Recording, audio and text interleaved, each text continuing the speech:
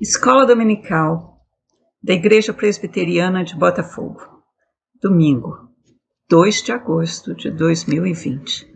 Em tempos de pandemia, nós podemos sorrir, porque mesmo à distância, nós podemos estudar a palavra do Senhor, colher ensinamentos que vão nos ensinar, não só a passar por esses tempos difíceis, mas também vão nos ensinar a nos chegarmos mais a Deus. Vamos orar?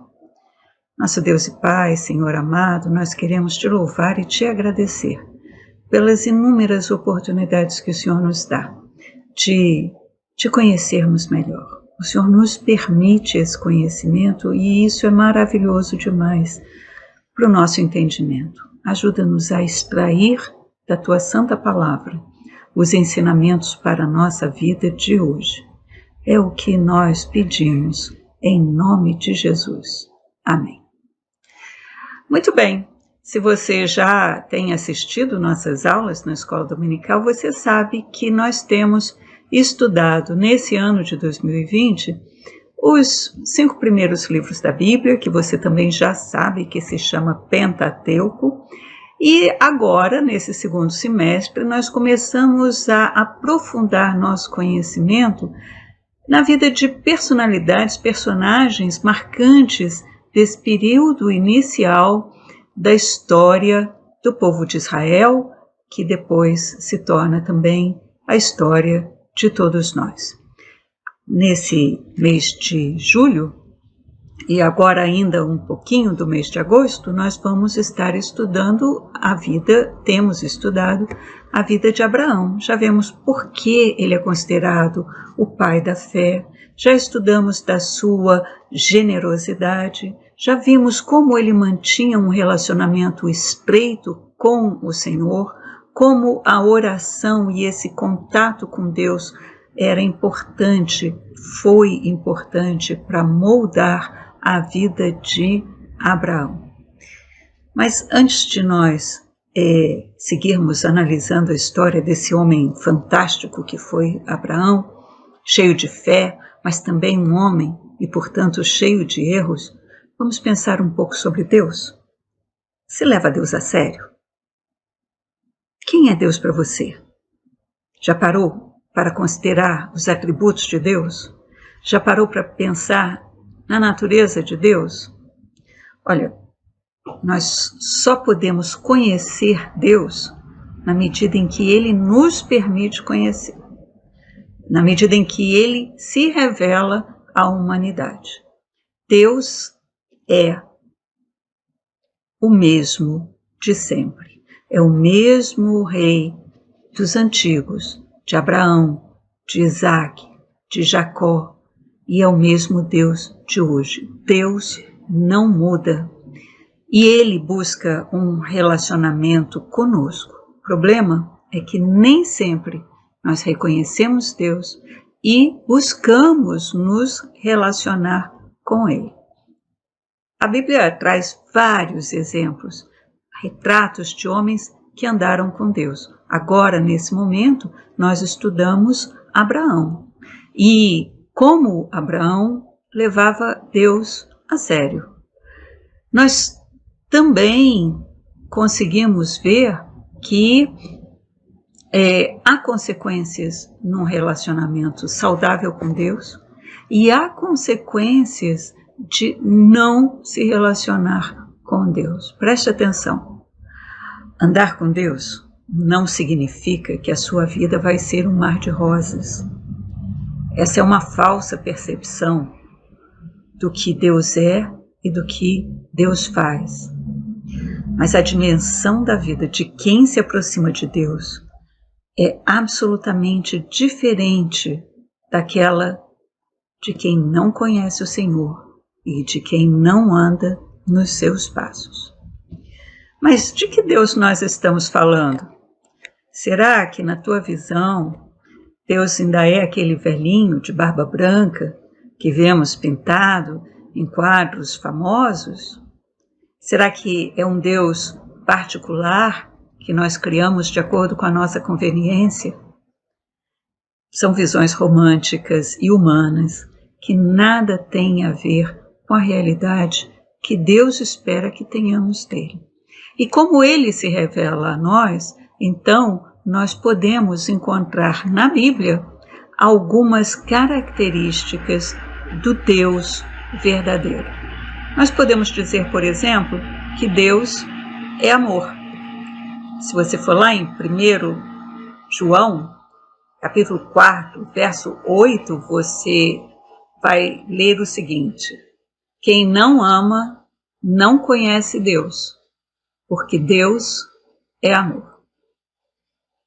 Além de ser amor, além de Deus ser amor, Deus também é misericórdia. Veja no Salmo 116, capítulo 5.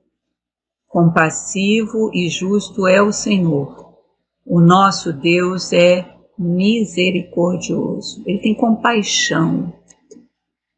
Deus é eterno, é imortal, é invisível.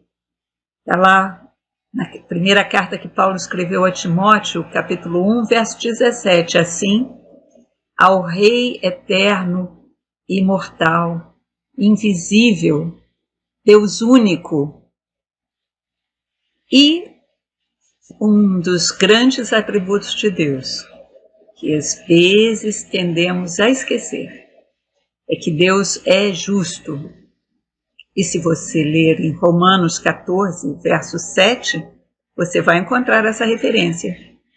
Porque o reino de Deus não é comida nem bebida, mas justiça e paz e alegria no Espírito Santo.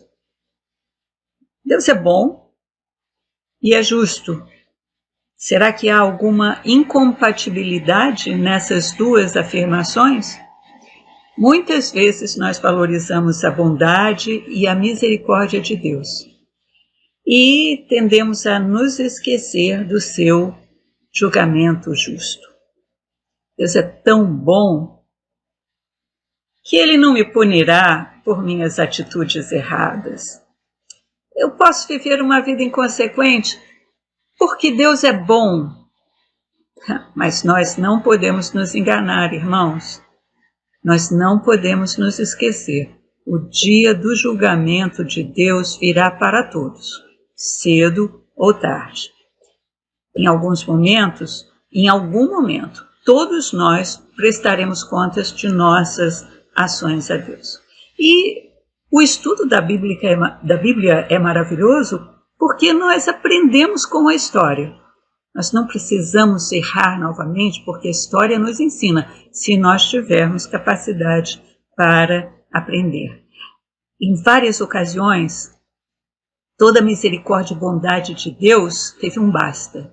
Deus disse, não, essa população, esse grupo, essas pessoas precisam ser contidas. Basta de esperar pelo juízo final. Sabe onde você vê isso? No livro de Gênesis, nesse livro de Gênesis que nós estamos estudando, no capítulo 6. Havia uma geração tão perversa que Deus decide eliminá-la, mas não tudo, porque Deus não pode negar a sua própria decisão e a sua criação. Ele mantém Noé, e através de Noé ele perpetua a sua criação. Mas para aquele resto de comunidade que se afastara completamente dos preceitos de Deus, houve um basta. Quer ver outro exemplo? Gênesis 11 fala da Torre de Babel. Os homens queriam ser como Deus, construir uma torre altíssima que chegasse aos céus, e aí eles seriam como Deus. E Deus confundiu as linguagens e as pessoas já não se entendiam mais. Deus deu um basta. A misericórdia de Deus tem limites, porque a sua justiça exige satisfação. Como eu posso dizer que Deus é justo se ele não aplicar a sua justiça? Que justiça será essa? Então, nós sabemos e não podemos nos esquecer que todas as nossas ações têm consequências. Paulo advertiu os Gálatas: não vos enganeis, de Deus não se zomba. Aquilo que o homem semear, isso também ceifará. Em essência, nós, gênero humano, mudamos muito pouco ao longo dos milênios, na nossa essência. E é por isso que nós ainda hoje conseguimos encontrar no exemplo de Abraão e das pessoas que viveram naquela época, distantes de nós, mais de 5.000 anos, nós podemos reconhecer e abstrair lições importantes para a nossa vida hoje. Ao mesmo tempo, nós não podemos deixar de considerar as peculiaridades das culturas antigas, que ao longo dos anos foram se transformando, isso é fato. Uma sociedade patriarcal nos moldes daquela em que vivia Abraão é impensável nos dias de hoje, claro.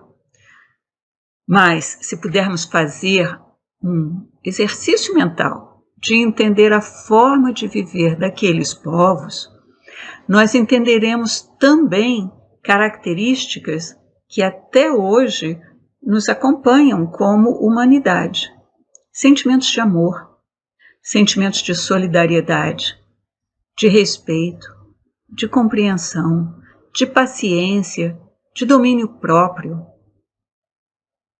Tudo isso nós encontramos nessas histórias, mas nós também encontramos ódio, ganância, idolatria, paixões lascivas que representam a falta de domínio próprio. Esses sentimentos, eles podem nos ensinar muitas coisas. Hoje, na nossa classe, nós faremos um contraponto entre Abraão, que nós vimos na lição anterior com o diácono Faustino, como o Abraão era um homem de oração, de se comunicar diretamente com Deus, de reconhecer Deus em todas as suas coisas, e o seu sobrinho Ló. Se você quiser, depois da classe, se inteirar um pouquinho mais, mantenha lá a sua Bíblia no livro de Gênesis, que é o que nós estamos estudando, e a partir do capítulo 11, verso 27, você vai encontrar essa história e essa relação de Abraão com Ló. Quando Deus chamou Abrão ainda naquela época, para sair de sua parentela e ir para a terra que ele, o Senhor, lhe daria, Abrão levou consigo Ló, que era seu sobrinho, mas cujo pai, Arã, irmão de Abraão, já tinha falecido. E era costume daquela época que então o irmão assumisse os filhos daquele outro falecido. E então eles fizeram uma longa trajetória, chegaram até o Egito, porque naquela época havia uma fome na terra, então Abraão precisou ir até o Egito e lá tiveram algumas experiências que você vai depois na sua leitura entender. Mas o fato é que chegou o momento de sair do Egito e lá se foram Abrão e Ló para a terra prometida por Deus.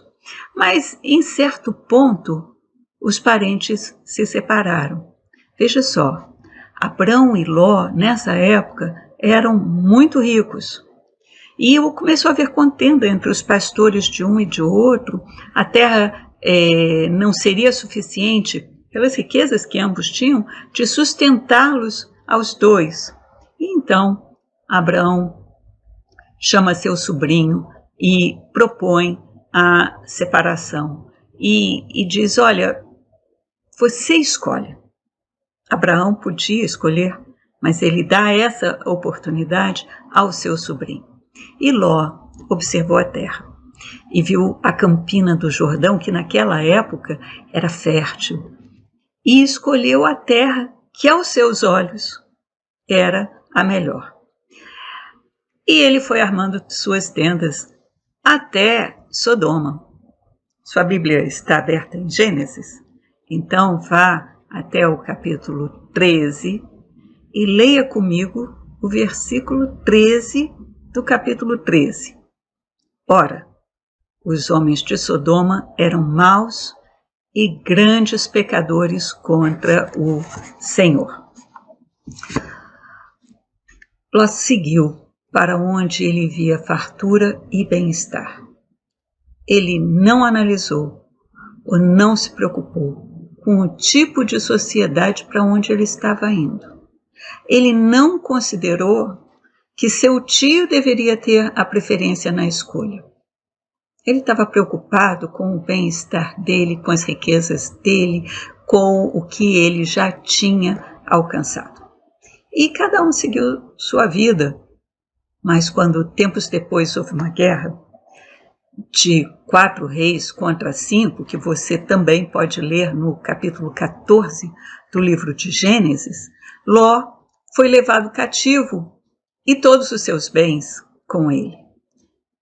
Mas quando Abraão soube do ocorrido, Abraão foi em socorro do sobrinho, atacou os perseguidores que fugiram e restituiu os bens de Ló e da população de Sodoma que tinham sido levados. Veja que no final do capítulo 14 do Gênesis, o rei de Sodoma propôs a Abraão que ele devolvesse só o povo, os moradores da cidade, aqueles que produziriam novas riquezas, e que ficasse com os bens recuperados. Mas por ser um homem justo, Abraão se recusou a agir assim. E a vida seguiu. Ló já não vivia em tendas, ele já tinha casa na cidade, ele era um homem muito abastado, sua vida estava indo muito bem, ele sentava-se à porta da cidade como faziam os anciãos, de respeito, mesmo sabendo que naquela cidade os homens eram maus. Percebe que os valores que tinham sido inculcados em Ló, por sua família, por Abraão, e toda aquela geração que estava em contato muito próximo com Deus, eles foram como sendo amortecidos, entorpecidos, e Ló estava se amoldando ao convívio daquela comunidade onde ele vivia e aos maus costumes daquela cidade. Ele estava tão preocupado, Ló estava tão preocupado com sua vida e com seus bens, que andar com Deus já não era uma prioridade. Ele era reconhecido naquele lugar onde ele vivia, as pessoas o consideravam como um ancião, ainda que fosse estrangeiro, mas ele era considerado ali. E veja que Ló não procurava influenciar as pessoas daquela comunidade. Ao contrário, Ló se deixou ser influenciado. Abraão, ao contrário do sobrinho, andava com Deus, reconhecia a soberania de Deus. E Abraão soube antes de Ló que a cidade de Sodoma e Gomorra seria destruída. Seriam ambas destruídas. E ainda argumentou com Deus, mas se houver 50 justos nessa cidade, Senhor, o Senhor vai destruir? E Deus disse não. Se encontrar 50 justos, não destruirei. Mas e se forem 45, e se forem 30, e se forem 20, e se forem 10? Se eu encontrar 10 justos na cidade, eu não destruirei a cidade. Mas veja, Deus só conseguiu encontrar uma família, a família de Ló. E aí nós chegamos ao cerne da nossa história.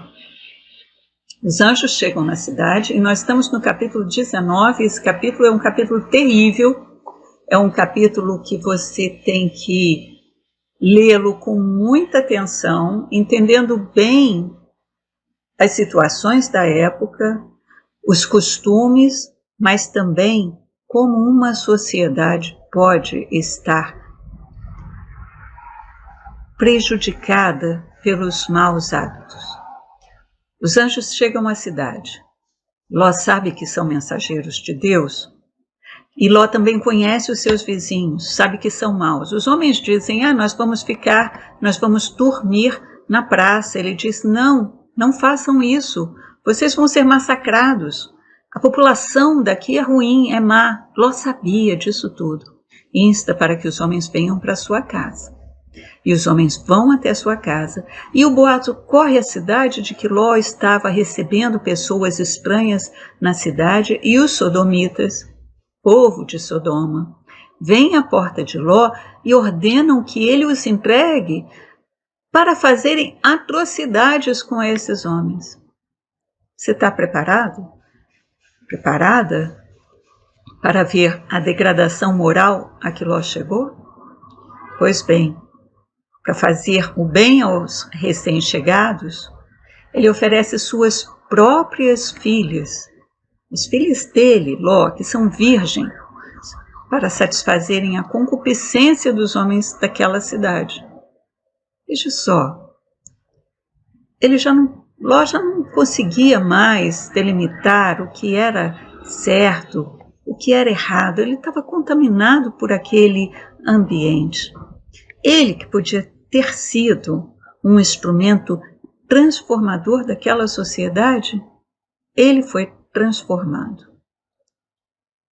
Ao longo dos anos vivendo em Sodoma, para garantir a sua posição, os seus bens, os tesouros materiais que ele arrecadou, ele possa ter começado a dizer para uma coisa errada ou outra, mas o que é que tem? Mas isso também não faz tão mal assim. Prestou atenção que às vezes eu e você fazemos a mesma coisa? Às vezes nós dizemos assim, o que que tem? Isso está errado, mas vamos deixar assim mesmo? Muito bem. Quando nós falamos isso muito tempo, nós já tendemos a achar que o errado passa a ser certo e que não há nada demais. E os homens estavam com Ló, você tem que sair da cidade o mais rápido possível, porque nós vamos destruir essa cidade. E Ló se demorava. Veja bem, Ló sabia que eram emissários de Deus, que eram anjos, e eles estavam dizendo que eles iam destruir a cidade. E Ló se demorava. Ele já estava tão contaminado, a sua família já estava tão contaminada por aquilo, que ele estava querendo juntar coisas, ele estava querendo levar coisas, e os anjos apressando a família e dizendo, vão a ponto de terem sido arrastados e levados para fora da cidade. E ali os anjos disseram a Ló, vai para a montanha. Ló disse, mas não dá para eu ir para Zoar, que é um vilarejo e que está distante? Se eu for para a montanha, eu posso ser morto. Deus estava mandando e ele estava argumentando que talvez não fosse o caso dele ir para onde Deus tinha mandado. E os anjos concedem que ele vá para Zoar, e foi para Zoar. E a cidade, você sabe, foi destruída. E a mulher de Ló, tão inconformada quanto ele, olhou para trás, ver o que estava sendo perdido. E ao olhar para trás, ela perdeu a vida. E vejam que os planos de Deus são os planos de Deus, e mesmo depois de estar em Zoar, Ló imaginou que ali não lhe traria segurança e acabou indo para as montanhas e morando numa caverna, como Deus antes tinha determinado. Veja que ao chegar na montanha, ele poderia ter pensado, vou procurar meu tio Abraão, que já me salvou uma vez, que já me devolveu os bens que eu havia perdido, mas não. Deus já estava tão distante de Ló, Deus estava tão fora dos seus pensamentos, que ele e suas filhas estavam vivendo mais ao estilo dos sodomitas do que ao estilo daquilo que ele tinha aprendido com o seu tio Abraão. Bom, as filhas, pensando na sua missão de reprodutoras e vendo que não havia homens com quem elas poderiam se casar, pensando naquela situação, elas decidem então seduzir o pai, dar vinho e se deitar com o pai, para que o pai fosse o reprodutor. Veja, nessa terrível história, o que nós encontramos? A ausência de uma perspectiva divina. Não há relato nessa história de que Ló tivesse buscado o Senhor, nem para agradecer pela sua vida preservada, nem para pedir uma orientação sobre o que ainda ele poderia fazer. Existe uma total insensibilidade moral nessa história. Primeiro, lá atrás, quando Ló estava tentando proteger os anjos, ele não teve a menor dificuldade em oferecer suas filhas para que homens as estuprassem.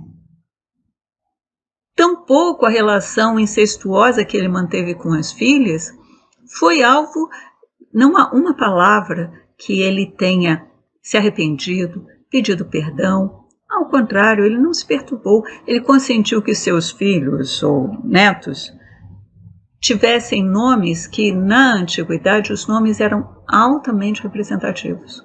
Uma das filhas deu ao filho que nasceu o nome de Moabe, que significa do pai.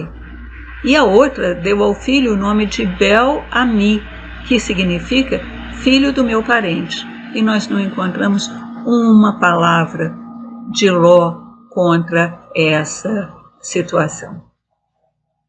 Voltando lá ao princípio do nosso estudo, a gente sabe que todas as nossas ações têm consequências. Nós não podemos nos esquecer disso. Essas são lições que a Bíblia nos traz para nos fazer pessoas melhores. Veja que os moabitas e os amonitas, os filhos de Ló, se tornaram ao longo da história e da reconquista de Canaã, eles se tornaram inimigos dos descendentes de Abraão. E hoje são apenas história. Que exemplos nós podemos tirar desse trágico relato? Que nós precisamos ser exemplo na sociedade em que vivemos. Que nós não podemos nos envergonhar dos nossos valores. Que nós não podemos deixar de estar em contato constante com Deus, mas que o nosso contato com Deus, ele tem que frutificar. Para nós sermos cristãos, para nós sermos considerados efetivamente filhos de Deus, a nossa atitude, a nossa vida, ela tem que impactar a sociedade onde nós vivemos, e não nós sermos impactados por essa sociedade. Ou nós mudamos o mundo, ou o mundo nos muda. Ló morou numa cidade de homens maus. Ele não conseguiu converter nenhum homem daquela cidade, porque se ao menos 10 pessoas tivessem seguido o exemplo de Ló, que lá no Novo Testamento nós vemos que Ló era um homem justo, se ele tivesse conseguido converter ao menos 10 homens, Sodoma não seria destruída. Gomorra não seria destruída. Melhor nós aprendermos com esses exemplos. Nós temos que levar Deus a sério. Você leva Deus a sério? Deus está presente na sua vida? E se Ele está presente na sua vida, as pessoas podem ver essa diferença? As pessoas querem imitar o seu modo de viver porque você faz diferença no seu meio? É essa a lição que nós temos hoje, vinda lá dos tempos de Abraão. Nós precisamos aprender. E eu quero te desafiar. Se você tem algum amigo que você queira influenciar, compartilhe não só essa lição, mas as lições da escola dominical que estão agora no YouTube com uma facilidade enorme. Partilhe, faça diferença no mundo em que você vive. Faça com que outras pessoas conheçam esse Deus maravilhoso que é bondoso e que é justo. E que a sua justiça seja feita e nos abençoe sempre. Vamos orar? Senhor nosso Deus, a tua palavra é rica de ensinamentos. Ajuda-nos a aprender contigo em todas as circunstâncias, nos exemplos bons e nos exemplos ruins. É a nossa oração, que nós fazemos em nome de nosso Senhor Jesus Cristo, que morreu na cruz, para nos livrar dos nossos pecados e nos dar salvação e uma nova vida. Em nome dele nós te agradecemos. Amém. Até o próximo domingo.